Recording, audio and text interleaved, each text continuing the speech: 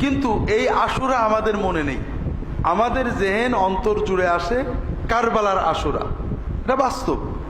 কারবালার মাঠে রাসূলুল্লাহ সাল্লাল্লাহু আলাইহি ওয়াসাল্লামের ওয়াফাতের মৃত্যুর মাত্র 50 বছর পরে, মাত্র সেই মুসলমানদেরই, তার উম্মতেরই কিছু মানুষ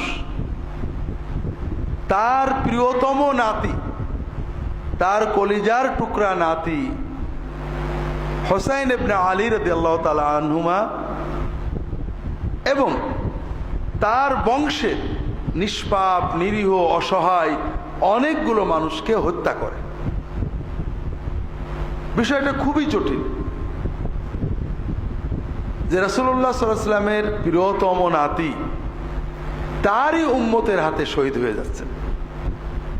এটা কষ্টের ব্যাপার, বেদনার ব্যাপার, এবং এই হত্যাকাণ্ডের ভিতর দিয়ে উম্মতের ভিতরে চিরস্থায়ী বিভক্তি, মারামারি, ফিতনা সৃষ্টি হয়েছে। যদিও কবির কবিতায় বলে ইসলাম জিন্দা হতা হ্যায় কি জানো, হর কারবালা কে বাদ মে, কারবালার পরে ইসলাম জিন্দা হয়। তবে আমার জানা মতে কারবালার পরে ইসলাম জিন্দা হয়নি। কারবালার পরে ইসলাম জিন্দা হয়নি। কারবালার ঘটনা বেদনা, ব্যথা, কষ্ট, দুঃখ, বিভক্তি দিয়েছে। কারবালার ঘটনায় যারা হত্যা কাজে শরীক হয়েছে সবাই নিহত হয়েছে, অপমৃত্যু হয়েছে, ধ্বংস হয়েছে, সবই ঠিক আছে, কিন্তু ইসলাম জিন্দা হয়েছে এরকম নজরে পড়ে না। তো যাই হোক, আমরা কারবালার ঘটনা এবং এক্ষেত্রে আমাদের করণীয় সুন্নাতের আলোকে কি হওয়া উচিত সংক্ষেপে বলানোর চেষ্টা করব ইনশাআল্লাহ।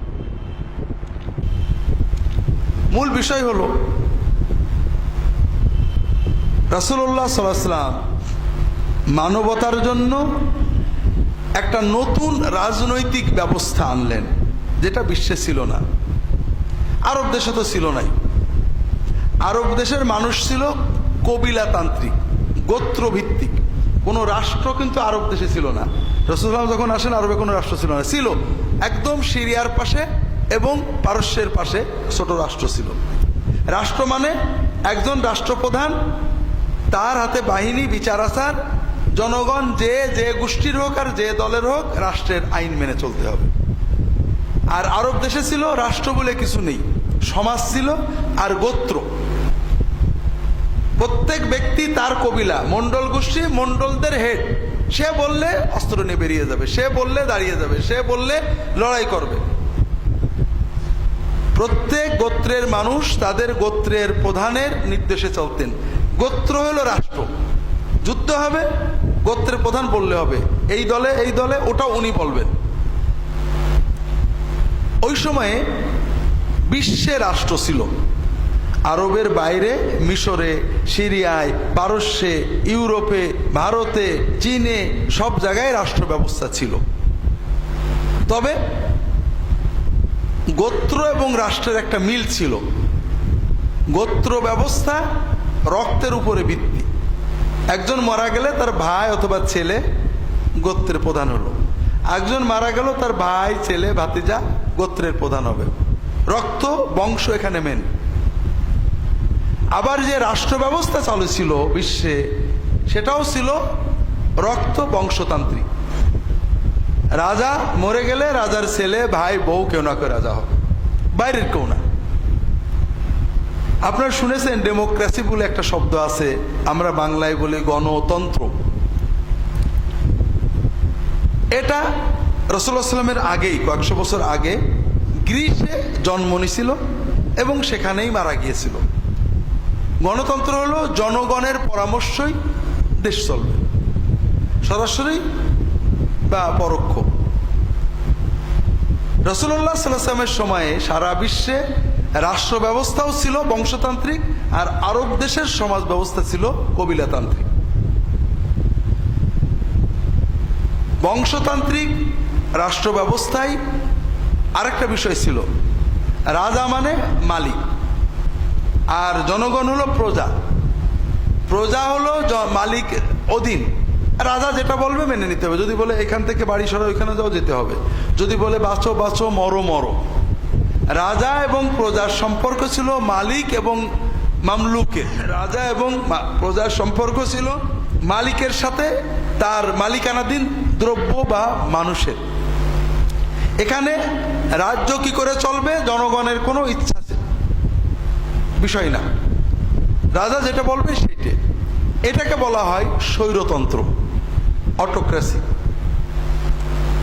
রাসূলুল্লাহ সাল্লাল্লাহু আলাইহি ওয়াসাল্লাম আরব দেশে আসলেন, তিনি দ্বীনের পাশাপাশি একটা রাষ্ট্র দিয়ে গেলেন। সেই রাষ্ট্রটা আবার দিলেন কি সম্পূর্ণ অভিনব নতুন রাষ্ট্র, বংশতান্ত্রিক নয়, যোগ্যতাতান্ত্রিক। যে কোনো যোগ্য মানুষ রাষ্ট্রের প্রধানে উপরে যেতে পারে। আলাইকুম বিসসামিআতা ওয়া ইন উম্মিরা আলাইকুম আবদুন হাবশি। যদি একজন কালো কাফরি নাকবোচা কানবেকা কৃতদাস সেও যদি তোমাদের আমির হয়, শাসক হয়, প্রশাসক হয়, তার আনুগত্য করতে হবে। দ্বিতীয় বিষয়, এখানে জনগণের পরামর্শ নিয়ে চলতে হবে। আমরুম শুরা বাইনাহুম, প্রতিটি কাজ আমানত আদায় করতে হবে, ইনসাফ আদালত প্রতিষ্ঠা করতে হবে। জনগণ ইচ্ছা করলেই শাসকের সমালোচনা করতে পারবে, তার সামনে আইন পেশ করতে পারবে, যেটা ঠিক হয়নি। এই যে সিস্টেম, এটা অভিনব ছিল। আরবরা তো দেখেইনি, দুনিয়ার মানুষ ওই সময় দেখছিল না। এখন রাসূলুল্লাহ সাল্লাল্লাহু আলাইহি ওয়াসাল্লাম যখন তার মৃত্যুর সময় আসলো, সাধারণ মানুষ সবাই আশা করছে তিনি কাউকে গদ্দিনশীল করে যাবেন। কারণ আইন কানুন যাই দেয়া হোক, নিয়ম হলো কেউ মরার সময় কাউকে না কাউকে বলে যাবে আমার পরে তোমরা এর দেখবা। রাসূলুল্লাহ সাল্লাল্লাহু আলাইহি ওয়াসাল্লাম এটা যদি বলতেন তাহলে সহজ হতো মানুষের জন্য।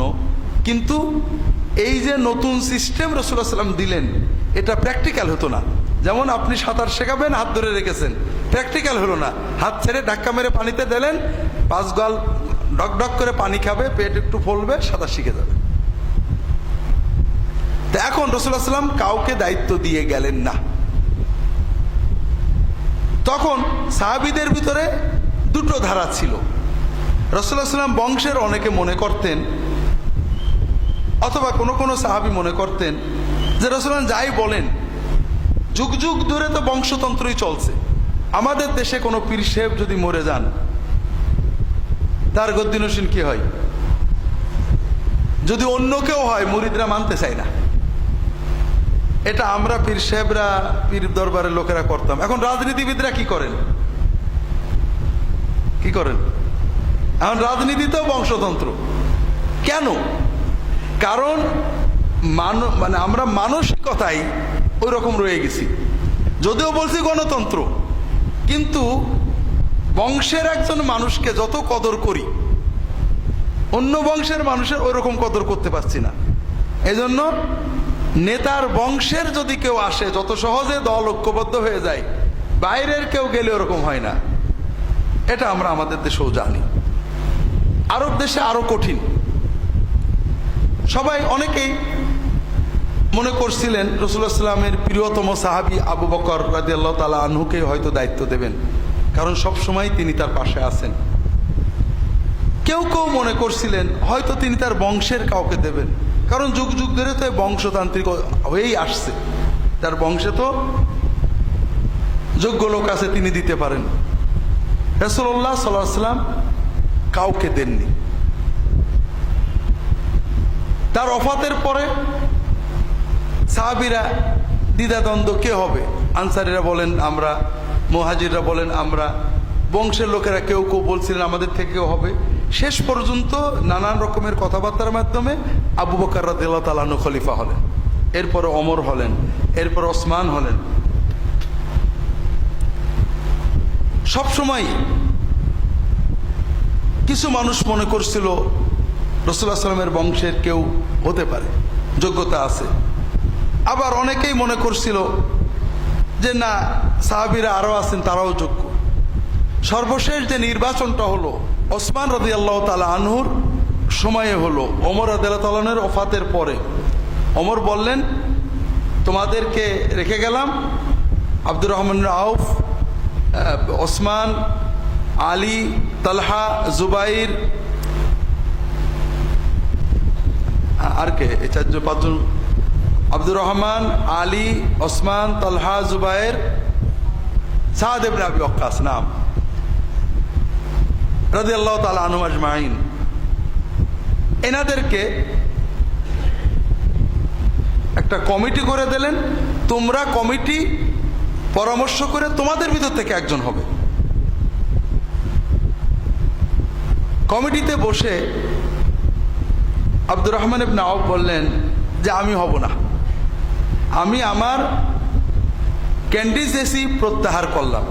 এখন আপনারা বাকিরা যদি চান তাহলে আপনাদের ভিতর থেকে কাকে করব আমি জনগণের সাথে পরামর্শ করে দিতে পারি। তারা বলেন ঠিক আছে, আপনি পরামর্শ করে দেন।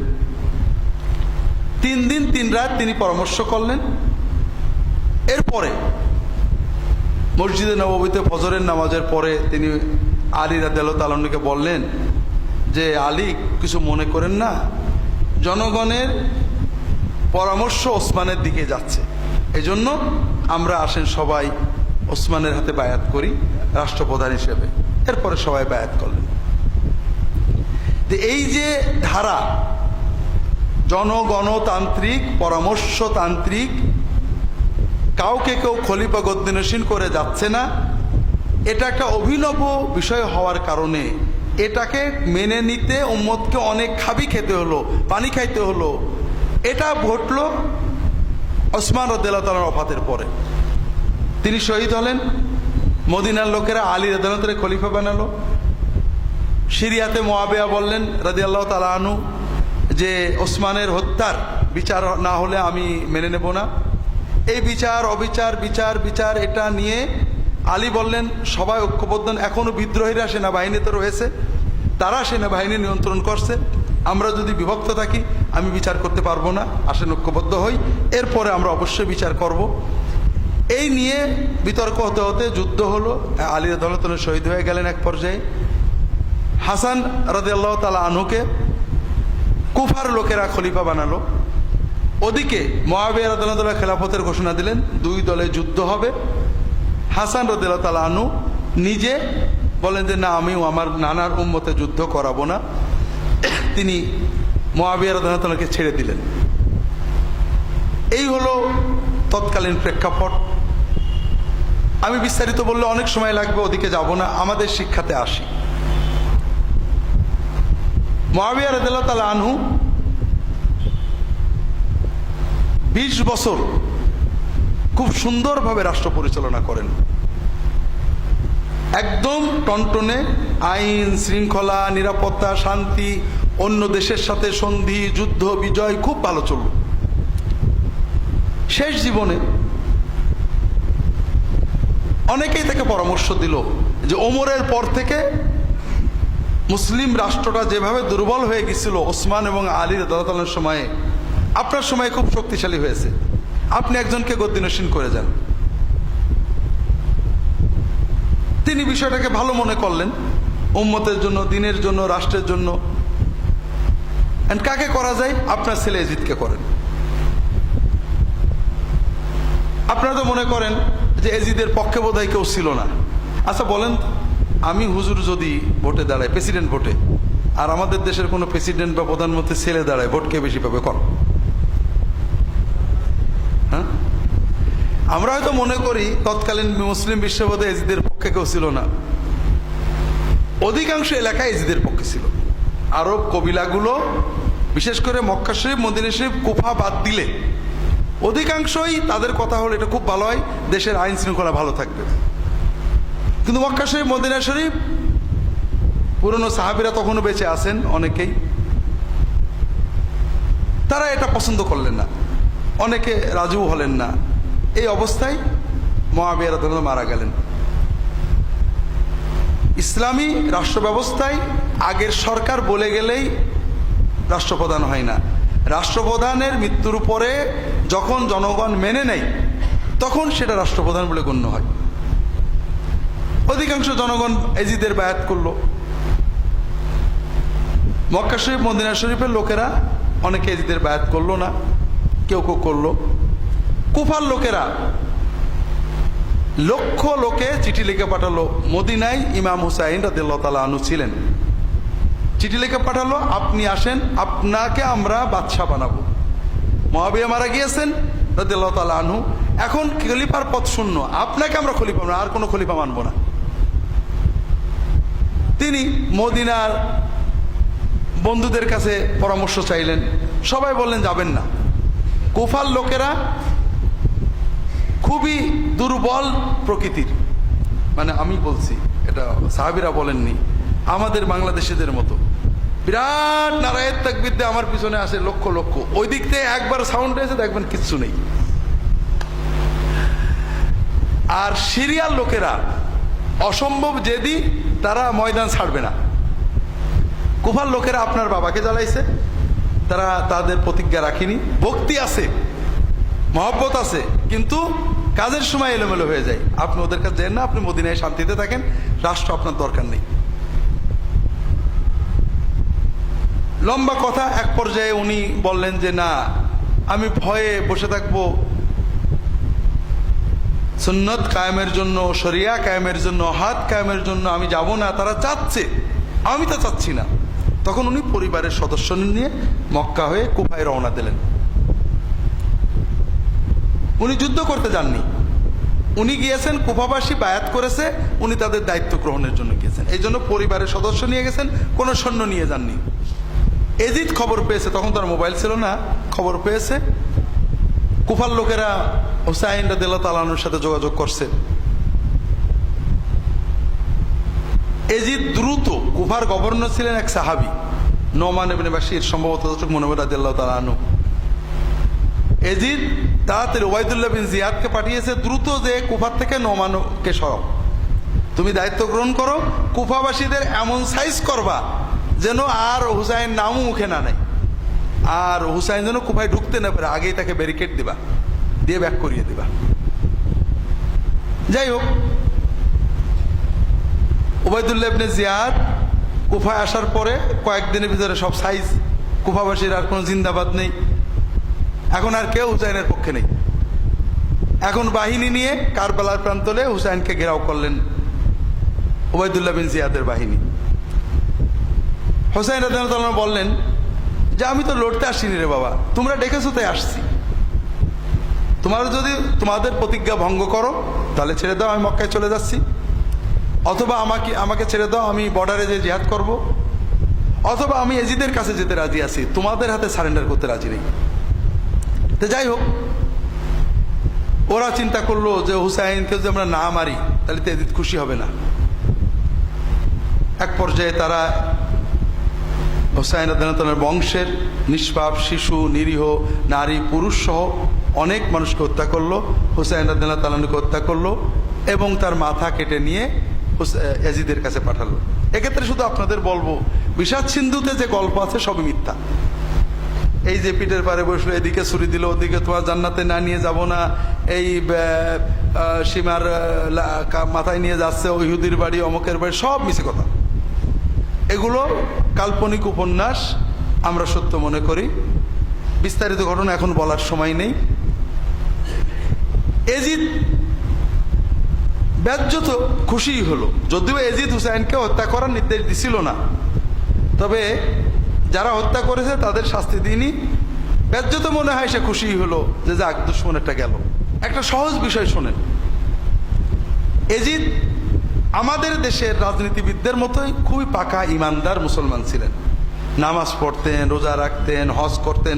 অবশ্য শিয়ারা বলে মদখত খাইতো, এগুলো মনে হয় না, কারণ আমাদের দেশে আমরা ভালো মুসলমান না সেই যুগের লোকেরা ভালো মুসলমান ছিল? কম, হ্যাঁ ঠিক না? আমাদের দেশের একজন সবচেয়ে বড় নাস্তিক মন্ত্রী, সে কি মানুষের সামনে মদ খাবে? মাতালে বাইরে আসবে, ওযু না থাকলেও নামাজের রক্ত পড়ে গেলে, ঠিক না? আপনারা কি মনে করেন সেই দেশের মানুষ এইটুকু বুঝতো না? বিষয় হলো ঠিক আমাদের দেশের রাজনীতিবিদদের মতোই, বা বর্তমান বিশ্বের বা পরবর্তী বিশ্বের, পূর্ববর্তী বিশ্বের বড় বড় রাজনীতিবিদ, খলিফা, আমির, ওমরা, বাদশাহ, শাসক, প্রেসিডেন্ট, প্রধানমন্ত্রীর মতোই পাকা ইমানদার ছিল। নামাজ, রোজা, হুজুরদের সম্মান সবই করত, তবে ক্ষমতার কেউ প্রতিদ্বন্দ্বী হলে খাচ্ছে, কোনো মায়া দয়া নেই। তো এই জন্য ক্ষমতার জন্য এজিদ কয়েকটা কাজ করছিলেন। এক নম্বর হলো হুসাইনের খুন। শুধু হুসাইন নয়, তার বংশের নিরীহ মানুষদের এই যে খুন করা হলো, এটা উনি বিচার করেননি। সবচেয়ে পজিটিভ এটুকু বলা যায়, তিনি হুকুম দেননি, কিন্তু তিনি কোনো বিচার করেননি, দুঃখ প্রকাশ করেননি, শাস্তি দেননি, বরং এরাই তার মূল বাহিনী ছিল। দ্বিতীয়, হুসাইন গেলেন, এরপরে পরের বছরে মদিনার লোকেরা বিদ্রোহ করল, সৈন্য পাঠালো এজিদ। মদিনায় শত শত হাজার গণহত্যা, সাহাবীদেরকে হত্যা করে, সাহাবীদের আওলাদদের হত্যা করে, ধর্ষণ হয়েছে। এজিদের বাহিনী মদিনায় গণহত্যা চালাইছে। এজিদের 2 বছরের 2 কাজ। তৃতীয় বছরে মক্কায় বাহিনী পাঠালো, মক্কায় কাবা ঘরে কামান দেখলো। তৃতীয় কাজ। এই সব কিছু কেন করলো? ক্ষমতায় থাকার জন্য। মজা হলো, চতুর্থ বছরে এজিদ মারা যায়। চতুর্থ বছরে এজিদ মারা যায়। বিষাদ সিন্ধুতে যা আছে মিছে কথা, স্বাভাবিক অসুখ এসে মারা যায়। এর চেয়েও মজা হলো, দুনিয়াতে যত রাজা বাদশাহ মরে গেছে, প্রত্যেকের বংশে 200 বছর রাজা হয়েছে। এজিদের বংশে আজ পর্যন্ত কেউ রাজা হয়নি, আজ পর্যন্ত। এজিদের মৃত্যুর পরে তার ছেলে মুআবিয়া ইবনে এজিদ ইবনে মুআবিয়া রাজত্ব নিয়েছিলেন। বলা হয় খুব ভালো মানুষ ছিলেন। ওই উমাইয়ারা ওকে মেরে ফেলে। এরপর থেকে আজ পর্যন্ত এজিদের বংশের কেউ রাজা হয়নি। অন্যান্য অনেক বংশের হয়েছে, শয়তানের বংশ, ভালো মানুষের বংশ। তাহলে এখানে বড় শিক্ষা আমরা দেখছি যে যে ক্ষমতার জন্য আমরা এত কিছু করলাম, সেই ক্ষমতা না এজিদ নিজে ভোগ করলো, না তার বংশের কেউ ভোগ করতে পারলো। এর ভিতরে আমাদের অনেক শিক্ষা আছে ভাইরা। আল্লাহর এই বিচার কিন্তু চিরন্তন। আপনি মানুষের উপরে জুলুম করছেন, জমি কেড়ে নিচ্ছেন, মিথ্যা সাক্ষী দিচ্ছেন, খুন করছেন, হয়তোবা সমাজের মাতবরির জন্য, অথবা কিছু জমি জমা টাকা পয়সার জন্য, অথবা রাজনৈতিক ক্ষমতার জন্য। কিন্তু আপনি কি করছেন? আপনি কয়দিন এই ক্ষমতা ভোগ করবেন? হতে পারে আপনার পরে আপনার বংশের কেউই আর এই ক্ষমতা ভোগ করবে না, এই জমিতেও আর তারা থাকতে পারবে না। এরকম আমাদের চোখের সামনে আশেপাশে তাকালে দেখবেন, একজন লোক বিশাল বড় লোক ছিল, দ্বিতীয় পুরুষে, তৃতীয় না, জমি তো জমি, গোরস্থান পর্যন্ত বেশি ফেলেছে, বাপের কবর পর্যন্ত বেশি ফেলেছে।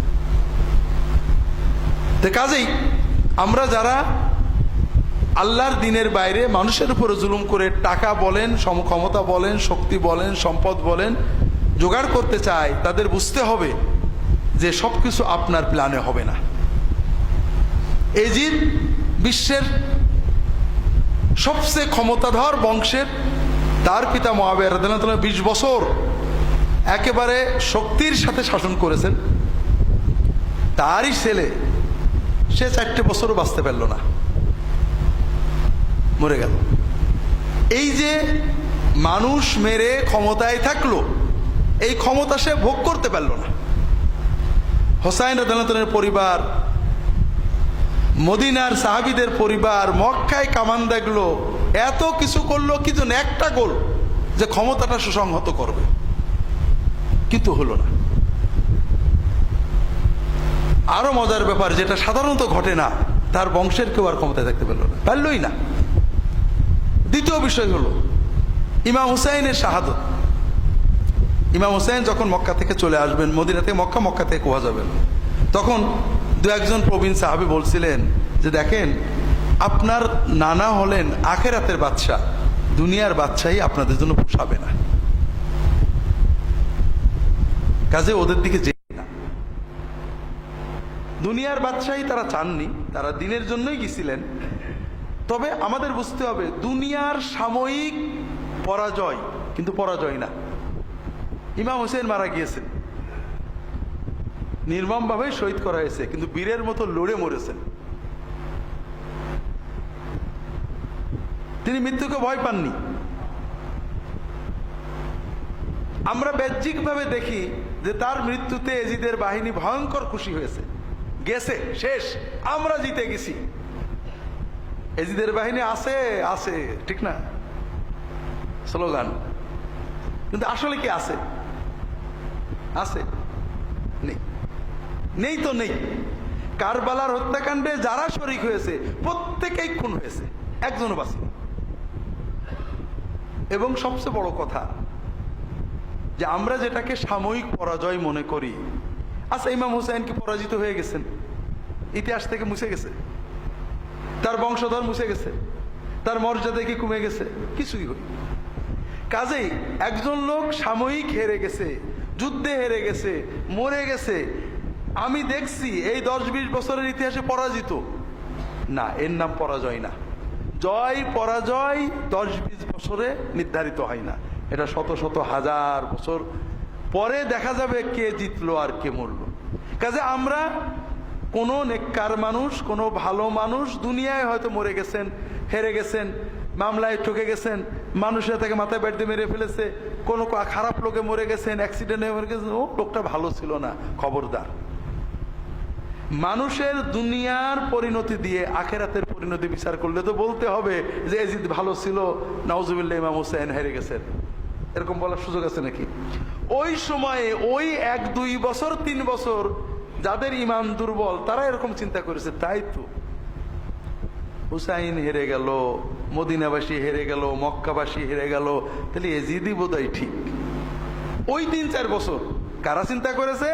যাদের ইমান মজবুত হয়নি।